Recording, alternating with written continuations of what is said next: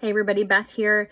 So in addition to the story that I talked about in a brief video last week, where there are Afghans for certain who have been deported to Panama, I'm hearing inklings about other issues involving deportation in Afghans. And then obviously there's the story that I wrote in Reason this week, which if you missed it, go to Reason magazine.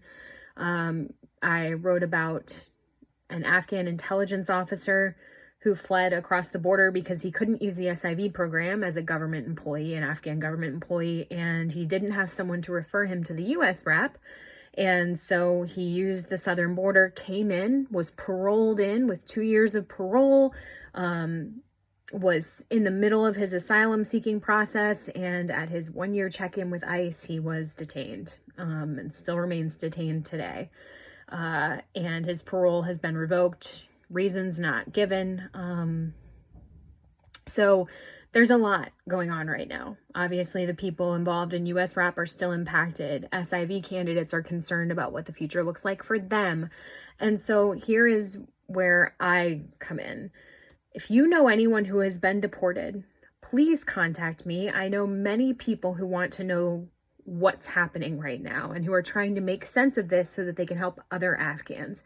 So if you know someone, please reach out. I'll get you in touch with the right people who at least can raise awareness and maybe try to make a difference. And then the other thing is that if you have been impacted by this, whether you're an American or an Afghan, if someone you care about is impacted, even if you don't want to come on and have an entire episode of this podcast about you, we can find ways to tell your story that can grant you anonymity. Either I can read a story like I do at the end of episodes, where I have Afghans tell me their stories and I give them pseudonyms to protect them from retribution. We can do the same thing here with Americans, with Afghans, with anyone.